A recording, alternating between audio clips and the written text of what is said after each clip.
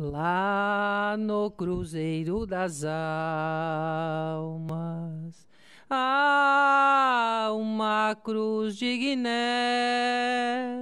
Quem lhe deu esse direito foi a lei de Micael. Aranauã, Saravá, sou mestre Amaracê, mestre raiz da Umbanda Esotérico-Iniciática, e eu estou aqui no Conversas com Mestre Amaracê, um projeto que nasceu na pandemia como forma de diálogo com a comunidade externa, mas também como forma de agradecimento pela colaboração na campanha de solidariedade. A campanha de solidariedade está levando cestas básicas a centenas de famílias da cidade de Itanhaém. Conto com a contribuição de vocês com a doação para que o projeto seja longevo. Estamos atuando desde março de 2020 e pretendemos continuar com este projeto contando com a sua colaboração. Eu lhe dou um pouco de reflexões sobre a Umbanda Esotérico-Iniciática e você colabora conosco auxiliando famílias vulneráveis da cidade de Itanhaém. Aranauã, Saravá. Mais uma conversa com o mestre Amaracê, mestra raiz da Umbanda Esotérico-Iniciática, e estamos aqui hoje para conversar com vocês sobre como foram estes rituais em meio a uma pandemia. Não podemos negar que a nossa conversa na internet surgiu num momento de crise mundial e dentro do Brasil, com restrições dos rituais. Passei a fazer este diálogo para suprimir as ausências rituais e também para contar com a colaboração de vocês para a cesta básica que nós estamos em campanha de solidariedade desde março de 2020. Mas como fizemos na pandemia? Ficou ausente as questões rituais? Eu gostaria primeiro de falar aqui que Ogum, todo mundo sabe que é o senhor da tecnologia. O Ogum é a grande força dos caminhos e um dos caminhos que Ogum abriu foi da tecnologia. E este caminho aberto por Ogum nos permitiu ter este diálogo. Eu estou falando com pessoas de todas as regiões do mundo. Esta ferramenta importantíssima, que é a internet, ela é uma ferramenta invisível. Porque tem cabos de fibra ótica, mas estes cabos de fibra ótica, muitas vezes não visíveis, nos permitem conectar com pontos, destes pontos vão conectando a outros pontos. Então aqui tem existe uma empresa, dessa empresa vai para São Paulo, de São Paulo vai para o Brasil, e assim nós ligamos o mundo. E eu posso dizer que essa fibra ótica é como se fosse a linha de força do orixá. Ela não obrigatoriamente precisa estar desenhadinha dentro da sua casa, mas ela está agindo na sua casa, ela está agindo na sua vida, ela está agindo no que você pensa, sente, em como você conduz a vida. A internet é um exemplo claro disto. Então a linha de força do orixá está no mundo. Ela está presente em tudo que nós fazemos. E é como a internet, ela nos conecta com várias instâncias. Aí nós vamos colocar instâncias vibratórias. E nos faz ter acesso às vibrações, pensamentos do planeta inteiro. Só que a linha de força, ela permite eu ter vibrações com o planeta inteiro, ela permite eu ter ligações com o sistema solar, com o sistema galáctico. Então a linha de força ela vai me levando a todos os caminhos deste universo. Mas é aqui, no computador, que eu vou ter o acesso a esse código, que é um código inteligível desta força presente da internet. Então existem códigos inteligíveis presentes das linhas de forças dos orixás. Quais são estes códigos inteligíveis que eu posso reunir a grosso modo? Os 7 sítios sagrados da natureza. Toda vez que eu entro dentro de um sítio sagrado deste, eu estou como se fosse a banda larga, eu estou me conectando com uma determinada banda larga, que é a força do orixá. Isso é uma analogia, é lógico.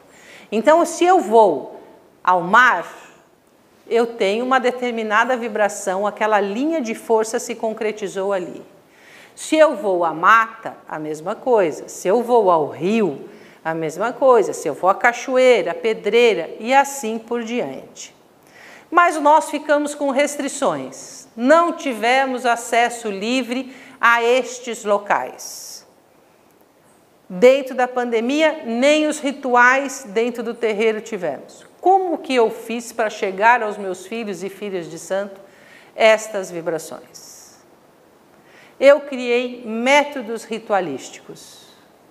Porque o oceano, se eu pego 1/4 de água deste oceano, ele contém a força daquela água.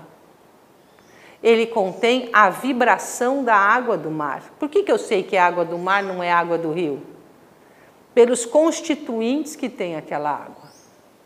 Então, quando eu pego uma parte dela e levo para a minha casa, eu estou levando esta vibração para dentro da minha casa.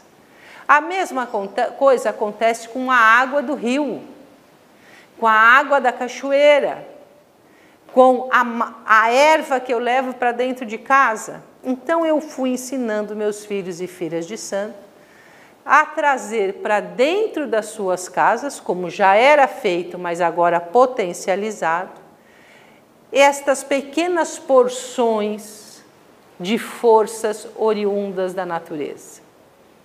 E estas pequenas porções, meus filhos e filhas foram ritualizando, porque aquele pequeno pedaço contém nele o oceano. Aquela erva que está ali contém nela toda uma mata. Aquela pedra contém toda a estrutura geológica do nosso planeta. Então, estas forças foram trazidas para dentro de casa. Por isso, a importância que a gente dá, dentro da doutrina da Umbanda Esotérico-Iniciática, de cultuar estes sítios. E dentro da pandemia, lógico, cultuar com aquilo que é uma porção dele dentro da rede doméstica. Nossas toalhas somos nós. Como já falei em várias outras conversas, para aqueles que estão dentro da Umbanda Esotérico-Iniciática, quando você coloca sob sua toalha, você está trazendo toda a vibração sobre você. Então, há uma forma de ritualizar, há uma forma de contemplação, há uma forma de concentração destas forças. Aí entra também o que a gente já falou em conversas aqui anteriores, a magia. A nossa capacidade de pensar, sentir e transformar aquele elemento em uma força inteira, porque ele já é uma força. Muitas vezes eu minimizo esta força. Inclusive, falei aos meus filhos e filhas de santo que mudasse a forma de tomar banho, de beber água. Porque esta água do banho é uma água doce, sagrada. A água que você introduz no seu organismo é uma água sagrada. E nós temos no nosso organismo porções destas vibrações que estão no mundo, que são do orixá. Meus ossos é a força telúrica, é o que dá estrutura e rigidez ao meu corpo, é meu osso. Osso fraco não para em pé. Planeta sem essa questão da pedra, não existe estrutura também. Então, falava, toda vez que você pegar uma pedra, é o seu osso. Nós temos em nós água. Nosso corpo é constituído da maior parte de água. Tanto é que se você fica sem beber água, você desidrata e morre. Então, toda vez que eu bebo um copo de água, eu estou ritualizando esta força espiritual, esta linha de força que vem, por exemplo, de Iemanjá, que representa todas as águas dentro da Umbanda Esotérica Iniciática. O meu pulmão é constituído e necessita de ar. Talvez nunca tivéssemos dado tanta atenção à respiração como temos dado na era da pandemia.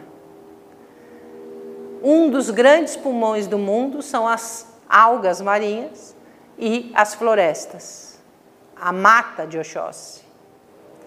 Então, quando eu trago para mim esse poder, eu estou trazendo a minha capacidade de respirar e manter a vida. Por isso, nós sentimos muito o que está acontecendo com o Brasil. Porque nós estamos matando a força, ou o local por excelência de força, de Oxóssi. Nós estamos retirando este lugar do planeta, que é uma fonte viva dessa linha de força do orixá aqui dentro do planeta. É remédio.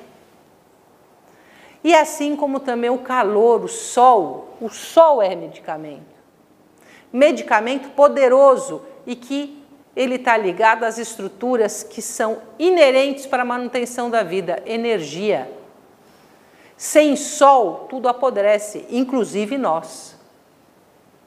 Então, o sol ele é uma fonte de energia. Ele mexe, já sabe-se pela medicina, que inclusive na sua parte dos seus humores. As pessoas que não tomam sol ficam mais debilitadas em seus humores. Então, o sol mantém a energia, está ligado a Xangô, o calor, e a Exu também. Porque um não existe sem o outro, né? E essas são fontes vivas que nós temos cultuado. Eu tenho falado aos meus filhos e filhos de santos sobre preceitos, oferendas que são possíveis de serem feitas em suas casas.